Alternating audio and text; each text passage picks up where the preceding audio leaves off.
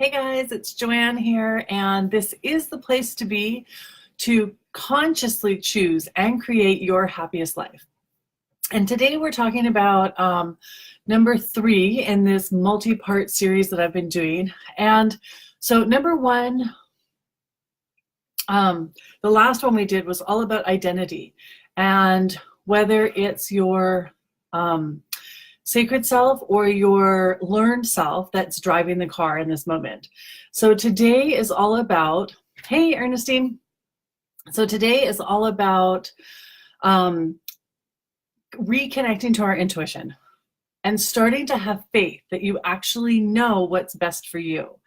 And I cannot tell you how many clients I meet that are in this place where they show up in front of me because they're wondering if they can, what to do. That's really what they want to do. And also there's this idea of confirmation. I had a client just the other day who was new to me, and when I asked at the end of the session, like I always ask, what are a couple of gold nuggets or ahas that you got from this time together? And she said, confirmation. Like I thought I knew what was best for me, but now I really, like, now it's confirmed. Now I know that that is what's best for me, and that's true for me. So we already know, we already have that ability to tap into our sacred self and know what is best for us, but it takes practice. It is a muscle that needs to be strengthened because we have lived, most of us, so long without tapping into that intuition. So for me, I know that when I was small, I had incredible intuition. I was connected to spirit. I knew exactly what was right for me. And then at some point around 5 or 6, I closed it off, shut it down. Usually what happens is somebody makes fun of us, somebody tells us that we have to grow up, or that it's no longer, you're not a baby anymore, you can't talk to imaginary friends, or we know what's best for you. And because you trust the adults in your life, you go along with it. So I lived for about 40 years, well, 35 years, blocking my intuition and not always trusting it. There are times that I can see in my 30s that it really worked for me in my job. I was very good at customer service because I knew what people needed before they could articulate it. Or they would say one thing and I would tune in and really get what they did need rather than what they said they needed. I didn't realize at the time that that's what I was doing. I was also very good at being an assistant to our manager because I knew what he needed before he did. And again, it was like tuning into their energy, knowing what needed to be said, being able to not take it personally in any moment. That may be really good at the job, but I didn't know that that's what I was doing. So now I'm consciously choosing to use my intuition, and that's what this is all about. So this whole series is about connecting our spiritual side with our humanness and getting them to work together. We want them to be synchronistic. We want them to be in line. We want to be able to use both sides of ourselves to move forward, to grow, to get our goals and our dreams alive, and all that kind of stuff. So today is about reconnecting to our intuition. So if you've been watching my videos or tuned into me before, you know a deep breath is the first step. Breath is what keeps us going. It's the one thing that we need in every moment to stay alive. It is literally our connection between our spirit self and our humanness. Okay? A deep breath. And when you take a deep breath, just imagine that you're sinking into yourself, that you're opening up yourself to the spirit world or to the universe or to God, whatever that connection is for you.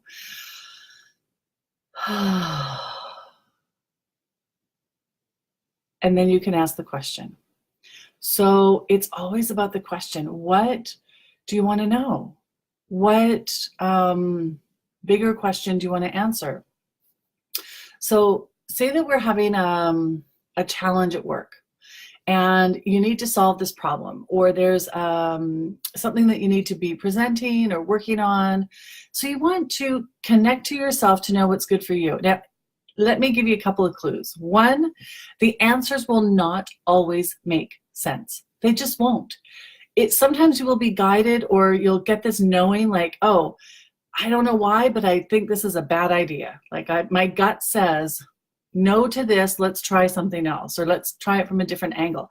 And sometimes it is hard to explain to people you work with why, but we do have a languaging. Just like I said, it's your gut. My gut says. That languaging is acceptable in the business world.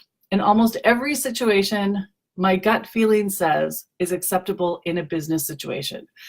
Somehow people just trust that. So it depends on the languaging when you're dealing with other people. For yourself, use whatever language you need. When you're connecting, when you take a deep breath, just kind of let go and be a question. So you don't have to even have a specific, you don't have to like form the words of a specific question. Just be open. Kind of have this like, if the challenge is around an assignment, just kind of think, assignment. What's the next move? Is this yes or no? Then feel the sensation. So the universe uses our body, which is why it's perfect to combine our spiritual and our humanness. It uses our body to give us signals about a yes or a no. Try at the beginning to ask yes or no questions, or to just be open to, okay, what's next? And all of a sudden you'll be like, go for a walk. Like that's I'm supposed to go for a walk. Trust it. So number one, take a deep breath and connect. Be open. If you need a yes or no, if you need an immediate answer, try a yes or no question, not an open-ended one. If you need a like, is this in the best interest? Is this plan in the best interest of everybody involved? And then you'll get a yes or a no sensation. Contraction is a no, expansion is a yes. That's like the bottom line, easiest way to explain it. Expansion is yes, contraction is no. Okay. Okay, so number one, open, yes or no question, or just open to, is this the best for everybody, or what's next? If you ask an open question like what's next, you need to actually follow what you're instructed to do. So our humanness needs proof. Our mind, our thinking, our brain needs proof that this is not crazy, that this is not woo-woo, that this is not, it likes proof, and it likes to be able to follow what it can see. So kind of like it's that whole idea of faith, right? So this needs to have faith, just like our 3-year-old has faith in Santa Claus. We need to have faith that this is true. But our brain, our humanness, needs some proof about this faith before it gets on board. So you need to follow what you're told to do, and then recognize when it pays off. So the more you recognize that it's paid off, that you followed your gut or your intuition, the more your brain says, oh, okay, well, she went for a walk when it didn't seem practical. And on that walk, she had this brilliant idea. Or she ran into somebody on the elevator. Or you went to have a coffee on your walk and, met somebody you haven't seen in years, and whatever, they had a great idea. So you need to notice when you follow your intuition and it pays off. This stacks up the proof for your humanness, and then it gets on board without so much question. It doesn't have so much fear. It doesn't have so much resistance around following your intuition. So you really need to combine the two together, okay? Yeah, so that's how we start to build the muscle of faith, build the muscle of our intuition. So intuition is very quiet until you start to listen to it. The more you listen to it, the louder it gets, and the easier it is to distinguish yes and no, or what to do next. The more you'll follow that this is really a gut, this isn't my like little monkey brain twirling around. So a couple of other tips are our monkey mind jabbers loud and repeats often. Our intuition speaks softly and tells you once. That's it. Now, you can ask for a billboard. I don't take subtle very well, so I usually ask for billboards. I need it repeated. I need it big so I don't miss it, because I'm busy, like I don't pay attention. That's the way I am. So When I'm looking for guidance, I'm like, okay, billboard, please. Flashing neon lights, billboard. It won't repeat the same thing twice, but it will have it repeated. Excuse me. So maybe I will notice numbers. Maybe I'll notice 222 or 111, and they'll be repeated. And I'll be like, okay, so what was I doing the last time those numbers showed up?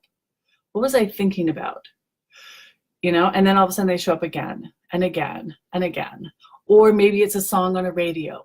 Maybe it's lyrics.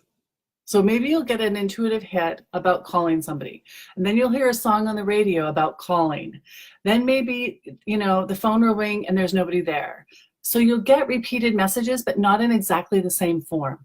If it's your monkey mind, if it's the thought on the gerbil wheel that you're making up or your fear, it will jabber at you, call this, call this, call this, call this. And that's not your intuition, by the way. That is not your intuition. So that's kind of how another distinguishing factor for your intuition.